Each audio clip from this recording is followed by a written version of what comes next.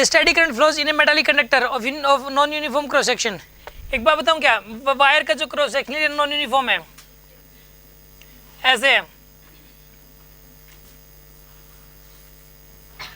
ऐसे non uniform cross, मतलब एक वायर है ना, कहीं से ऐसे नॉर्मल है, कहीं से मोटी वायर है, कहीं से बहुत पतली वायर है, इस तरीके से ये वायर, ठीक है ना। इसके अलोंग क्या कांस्टेंट रहेगा, करंट कांस्टेंट रहता है। मतलब पता क्या होता है, यहाँ से 1 सेकंड में जितना चार्ज पास करेगा, यहाँ से भी 1 सेकंड में उतना चार्ज पास करेगा, और यहाँ से भी 1 सेकंड में उतना ही चार्ज पास करेगा। करंट हमेशा कांस्टेंट रहता है, चाहे क्रॉस सेक्शन एरिया कम ज़्यादा होता रहे। फिर एक बात बताओ, यहाँ से मान लो 100 किलो निकल रहा है पर सेकंड, तो यहाँ से भी तो 100 किलो में निकलेगा। ऐसा तो हो नहीं सकता कि यहाँ से पता चले 200 निकल रहा है, यहाँ से 100 जा रहा है तो यहाँ से 200 निकल रहा है, ऐसा हो नहीं सकता। या फिर यहाँ से 80 निकले तो ये बीच में कलेक्शन कैसे होएगा फिर वो।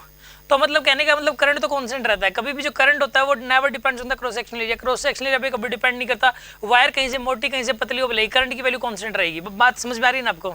एक होता है current density, current by area होता है, current by cross sectional area होता है वो। यहाँ का क्रॉस सेक्शनल एरिया A1 है मान लो, और यहाँ पे क्रॉस सेक्शनल एरिया A2 है, और मान लो यहाँ पर A3 है। करंट तो सेम है इसके अंदर, करंट क्या है इसके अंदर सेम। यहाँ पे करंट डेंसिटी क्या आएगी, I/A1, current by cross sectional area, इसको बोलते हैं करंट डेंसिटी। हाँ जी, करंट डेंसिटी क्या होता है, करंट बाय एरिया। यहाँ पे करंट क्या, यहाँ पे करंट डेंसिटी होगी I/A2, यहाँ पे करंट डेंसिटी क्या होगी I/A3। सबसे ज़्यादा कौन सी करंट डेंसिटी, यहाँ पे एरिया कम है सबसे, A3 सबसे कम है, तो यहाँ पे करंट डेंसिटी क्या होगी, सबसे ज़्यादा करंट डेंसिटी। यहाँ पे करंट डेंसिटी सबसे ज़्यादा होगी, ठीक है ना। और यहाँ पे करंट डेंसिटी क्या है, यहाँ पे सबसे कम कहाँ पर है, यहाँ पर है, सबसे कम करंट डेंसिटी यहाँ पर है, और उससे ज़्यादा करंट डेंसिटी यहाँ पे हो जाएगी, और सबसे ज़्यादा करंट डेंसिटी यहाँ पर हो जाएगी, सबसे ज़्यादा करंट डेंसिटी।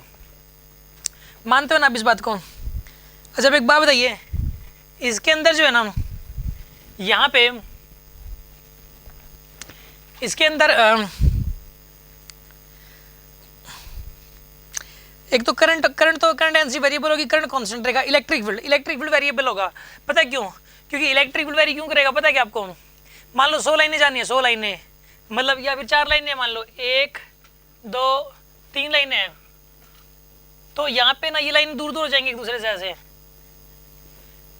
ठीक है, उतनी इलेक्ट्रिक फील्ड लेंस होगी। देखो इलेक्ट्रिक ऐसा है नहीं कि यहाँ पे 3 है तो यहाँ पे 10 हो जाएंगी, यहाँ पे 3 ही रहेंगी, लेकिन उनके पीछे गैप बढ़ जाएगा, वो फैल जाएंगी आराम एक दूसरे से दूर हो जाएंगी। मतलब यहाँ पे ना, यानी कि यहाँ पे इलेक्ट्रिक फील्ड लेंस के पीछे गैप बढ़ गया। अगर गैप बढ़ गया तो बताइए क्या होगा, यहाँ पे इलेक्ट्रिक फील्ड कम हो जाएगा। इलेक्ट्रिक फील्ड स्ट्रेंथ क्या होती है, number of electric field lines passing through unit area. अब यहाँ से यही वाली जब लाइनें जाएंगी ना इसमें से, तो बिल्कुल पास होकर जाएंगे, एकदम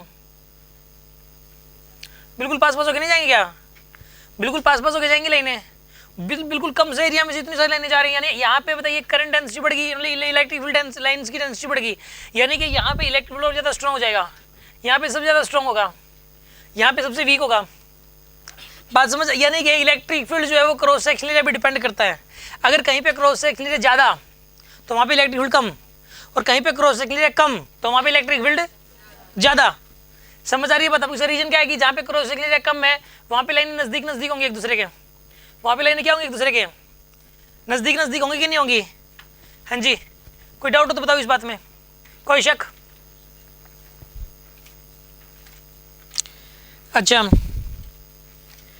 फिर उसके बाद करंट हो गया, इलेक्ट्रिक फील्ड बता दिया मैंने। ड्रिफ्ट स्पीड के बारे में, यार ड्रिफ्ट स्पीड जो होती है ना, I = NEAVD होता है।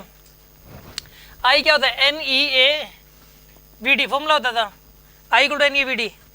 I तो कांस्टेंट रहता है, नंबर ऑफ इलेक्ट्रॉन्स पर इनटू वॉल्यूम कांस्टेंट रहे, E की वैल्यू फिक्स है। एरिया क्रॉस सेक्शनल चेंज करेगा तो VD भी चेंज होगा, जहाँ पे क्रॉस, यहाँ पे एरिया को नीचे ले जाओ आप, यानी VD की वैल्यू कितनी हो जाएगी यहाँ पे, I/NE। A की वैल्यू ज़्यादा तो VD कम, और A की वैल्यू कम तो VD ज़्यादा। तो यानी कि ड्रिफ्ट वेलोसिटी भी क्रॉस सेक्शनल एरिया पे डिपेंड करती है। मानते हो कि नहीं मानते। अच्छा अब कर लोगे आप इस क्वेश्चन को, अब तो हो जाएगा ना आप ये, गुड।